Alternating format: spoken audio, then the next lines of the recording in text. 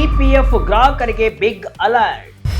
ಜಾರಿಗೆ ಬಂದಿದೆ ಹೊಸ ಫಾರ್ಮ್ 121. ಎಸ್ ವೀಕ್ಷಕರೇ, ಈ ಹಿಂದಿನಿಂದಲೂ ಕೂಡ ಪಿಎಫ್ ರೂಲ್ಸ್ ನಲ್ಲಿ ಹಲವಾರು ಬದಲಾವಣೆಗಳು ಆಗುತ್ತಲೇ ಇದೆ. ಯುಪಿಎ ಮೂಲಕವೂ ಕೂಡ ಪಿಎಫ್ ಹಣವನ್ನ ಪಡೆಯಬಹುದು. ಎಷ್ಟು ಸಾಧ್ಯವೋ ಅಷ್ಟು ಸರಳೀಕೃತವಾಗಿ ಪಿಎಫ್ ರೂಲ್ಸ್ ನಲ್ಲಿ ಬದಲಾವಣೆಗಳು ಆಗ್ತಿವೆ.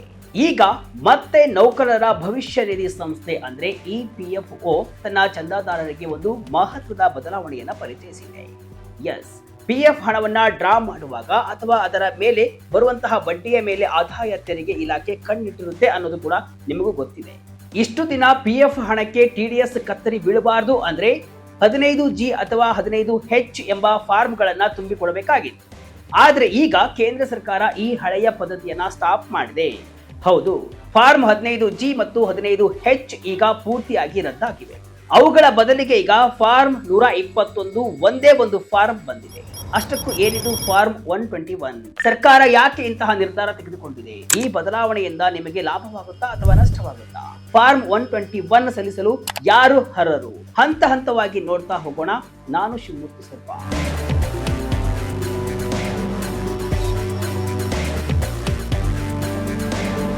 ಎಸ್ ವೀಕ್ಷಕರೇ, ಭಾರತದ ಆದಾಯ ತೆರಿಗೆ ಇಲಾಖೆ ಮತ್ತು ಇಪಿಎಫ್ಒ ಈಗ ಒಂದು ದೊಡ್ಡ ಕ್ರಾಂತಿಗೆ ಕೈ ಹಾಕಿವೆ. ನಾವು ಇಷ್ಟು ದಿನ ಪಾಲಿಸ್ತಾ ಇದ್ದಂತಹ 1961ರ ಹಳೆಯ ಆದಾಯ ತೆರಿಗೆ ಕಾಯ್ದೆಯನ್ನ ಈಗ ಹಂತ ಹಂತವಾಗಿ ಕೈಬಿಡಲಾಗ್ತಾ ಇದೆ. ಅದರ ಬದಲಿಗೆ ಈಗ ಆದಾಯ ತೆರಿಗೆ ಕಾಯ್ದೆ 2025 ಜಾರಿಗೆ ಬಂದಿದೆ. ಈ ಹೊಸ ಕಾಯ್ದೆಯ ಅಡಿಯಲ್ಲಿ ತೆರಿಗೆ ಪಾವತಿದಾರರಿಗೆ ಕೆಲಸವನ್ನ ಸುಲಭ ಮಾಡುವುದು ಸರ್ಕಾರದ ಗುರಿ. ಇದಕ್ಕಾಗಿಯೇ ಏಪ್ರಿಲ್ 13ರಂದು ಇಪಿಎಫ್ಒ ಒಂದು ಮಹತ್ವದ ಸುತ್ತೋಲೆಯನ್ನ ಹೊರಡಿಸಿದೆ. ಇದರ ಪ್ರಕಾರ ಏಪ್ರಿಲ್ 1, 2026ರಿಂದ ಜಾರಿಗೆ ಬರುವಂತೆ ಹಳೆಯ ಎಲ್ಲಾ ಫಾರ್ಮ್ಗಳನ್ನ ರದ್ದು ಮಾಡಿ ಅವುಗಳ ಬದಲಿಗೆ ಫಾರ್ಮ್ 121 ಅನ್ನ ಪರಿಚಯಿಸಲಾಗಿದೆ. ಅಂದ್ರೆ ಇನ್ಮುಂದೆ ನೀವು ಪಿಎಫ್ ಹಣ ಪಡೆಯುವಾಗ ಗೊಂದಲಕ್ಕೆ ಒಳಗಾಗುವಂತಹ ಅಗತ್ಯವೇ ಇರಲ್ಲ. ಏನಿದು ಬದಲಾವಣೆ? ಯಾಕೆ ಈ ನಿರ್ಧಾರ? ವಯಸ್ಸಿನ ತಾರತಮ್ಯಕ್ಕೆ ಎಂಡ್ ಕಾರ್ಡ್. ಈ ಮೊದಲು ಒಂದು ದೊಡ್ಡ ತಲೆನೋವು ಇತ್ತು. ನೀವು 60 ವರ್ಷಕ್ಕಿಂತ ಕಡಿಮೆ ವಯಸ್ಸಿನವರು ಆಗಿದ್ರೆ ನೀವು ಫಾರ್ಮ್ 15G ಅನ್ನ ತುಂಬಬೇಕಾಗಿತ್ತು. ಒಂದು ವೇಳೆ ನೀವು 60 ವರ್ಷ ದಾಟಿದ ಹಿರಿಯ ನಾಗರಿಕರಾಗಿದ್ರೆ ಅಂದ್ರೆ ಸೀನಿಯರ್ ಸಿಟಿಜನ್ ಆಗಿದ್ರೆ ಫಾರ್ಮ್ 15H ಅನ್ನ ಬಳಸಬೇಕಾಗಿತ್ತು. ಎಷ್ಟೋ ಜನರಿಗೆ ಯಾವ ಫಾರ್ಮ್ ತುಂಬಬೇಕು ಅನ್ನೋ ಗೊಂದಲದಲ್ಲೇ ಟಿಡಿಎಸ್ ಕಟ್ ಆಗಿ ಹೋಗ್ತಾ ಇತ್ತು. ಆದ್ರೆ ಈಗ ಕೇಂದ್ರ ಸರ್ಕಾರ ಈ ವಯಸ್ಸಿನ ತಾರತಮ್ಯವನ್ನ ಪೂರ್ತಿಯಾಗಿ ತೆಗೆದು ಹಾಕಿದೆ. ನೀವು 25 ವರ್ಷದ ಯುವಕರಾಗಿರಿ ಅಥವಾ 75 ವರ್ಷದ ಹಿರಿಯರು ಆಗಿರಿ, ಇನ್ಮುಂದೆ ಎಲ್ಲರಿಗೂ ಇರುವುದು ಒಂದೇ ಒಂದು ಫಾರ್ಮ್, ಅದೇ ಫಾರ್ಮ್ 121. ಈ ಏಕರೂಪದ ವ್ಯವಸ್ಥೆಯಿಂದಾಗಿ ಇನ್ಮುಂದೆ ಟಿಡಿಎಸ್ ವಿನಾಯಿತಿ ಪಡೆಯುವುದು ಅತಿ ಸುಲಭವಾಗಲಿದೆ. ಏನಿದು ಫಾರ್ಮ್ 121? ಹೇಗೆ ಕೆಲಸ ಮಾಡುತ್ತೆ? ಟಿಡಿಎಸ್ ಕತ್ತರಿಯಿಂದ ತಪ್ಪಿಸಿಕೊಳ್ಳೋದು ಹೇಗೆ?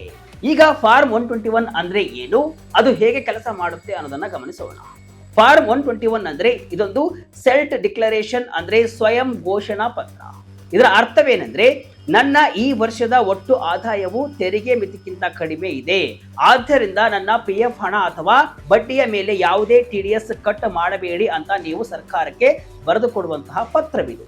ನೀವು ಪಿಎಫ್ ಹಣವನ್ನ ವಿತ್ ಡ್ರಾ ಮಾಡುವಾಗ ನಿಮ್ಮ ಅಮೌಂಟ್ 50,000 ರೂಪಾಯಿಗಿಂತ ಹೆಚ್ಚಿದ್ರೆ ಸರ್ಕಾರ 10% ಟಿಡಿಎಸ್ ಕಟ್ ಮಾಡುತ್ತೆ. ಒಂದು ವೇಳೆ ನಿಮ್ಮ ಪ್ಯಾನ್ ಕಾರ್ಡ್ ಲಿಂಕ್ ಆಗದಿದ್ರೆ 20% ಹಣ ಕಟ್ ಆಗುತ್ತೆ. ಇಂತಹ ಕಡಿತದಿಂದ ಪಾರಾಗಲು ಈ ಫಾರ್ಮ್ 121 ನಿಮಗೆ ಜೀವನಾಡಿ ಆಗಲಿದೆ, ಅಂದ್ರೆ ಸಹಾಯ ಮಾಡಲಿದೆ.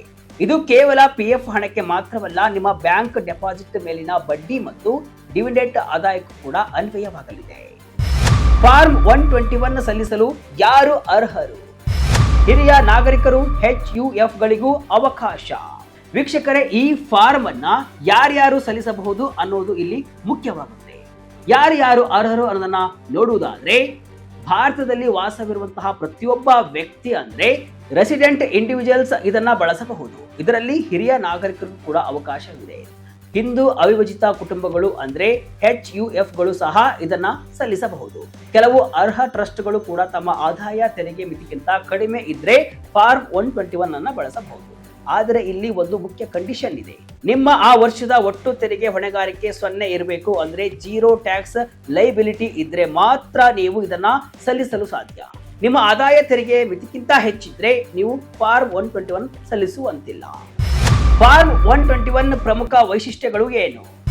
ಪ್ರತಿಯೊಂದು ಸಲ್ಲಿಕೆಗೂ ಸಿಗಲಿದೆ UIN ನಂಬರ್. ಈ ಹೊಸ ಫಾರ್ಮ್ನಲ್ಲಿ ಕೆಲವು ಹೈಟೆಕ್ ಫೀಚರ್ಗಳನ್ನು ಸರ್ಕಾರ ಸೇರಿಸಿದೆ. ಫಾರ್ಮ್ 121 ವೈಶಿಷ್ಟ್ಯಗಳನ್ನ ನೋಡುವುದಾದ್ರೆ, ಏಕರೂಪದ ವ್ಯವಸ್ಥೆ. ವಯಸ್ಸಿನ ಆಧಾರದ ಮೇಲೆ ಪ್ರತ್ಯೇಕ ಫಾರ್ಮ್ಗಳ ಅಗತ್ಯವಿಲ್ಲ. 25 ವರ್ಷದ ಯುವಕನಿಂದ ಹಿಡಿದು 80 ವರ್ಷದ ಹಿರಿಯ ನಾಗರಿಕರವರೆಗೂ ಕೂಡ ಎಲ್ಲರಿಗೂ ಒಂದೇ ಫಾರ್ಮ್, ಅದೇ 121. TDS ನಿಂದ ರಕ್ಷಣೆ. EPF ಖಾತೆಯಿಂದ 50,000 ರೂಪಾಯಿಗಿಂತ ಹೆಚ್ಚು ಹಣವನ್ನ ಹಿಂಪಡೆಯುವಾಗ ಕೆಲವು ಸಂದರ್ಭಗಳಲ್ಲಿ ಪಾನ್ ಕಾರ್ಡ್ ಲಿಂಕ್ ಇಲ್ಲದಿದ್ರೆ ಹೆಚ್ಚಿನ ಮೊತ್ತ ತೆರಿಗೆ ಕಡಿತವಾಗುವುದನ್ನ ಇದು ತಡೆಯುತ್ತೆ. ಪಾರದರ್ಶಕತೆ ಅಂದ್ರೆ ಪ್ರತಿ ಬಾರಿ ಈ ಫಾರ್ಮ್ ಸಲ್ಲಿಸಿದಾಗಲೂ ಕೂಡ ಒಂದು ವಿಶಿಷ್ಟ ಗುರುತಿನ ಸಂಖ್ಯೆ UIN ಸೃಷ್ಟಿಯಾಗುತ್ತೆ. ಇದರಿಂದ ತೆರಿಗೆ ಇಲಾಖೆಗೆ ನಿಮ್ಮ ಮಾಹಿತಿ ನಿಖರವಾಗಿ ತಲುಪುತ್ತೆ. ITR ವಿವರ ಕಡ್ಡಾಯ ಅಂದ್ರೆ ಅರ್ಹತೆಯನ್ನ ಖಚಿತಪಡಿಸಿಕೊಳ್ಳಲು ಕಳೆದ 2 ವರ್ಷಗಳ ಆದಾಯ ತೆರಿಗೆ ರಿಟರ್ನ್ಸ್ ಸಲ್ಲಿಕೆಯ ರಶೀದಿ ವಿವರಗಳನ್ನ ಒದಗಿಸುವುದು ಅಗತ್ಯವಾಗಿರುತ್ತೆ. ಡಿಜಿಟಲ್ ಲಭ್ಯತೆ.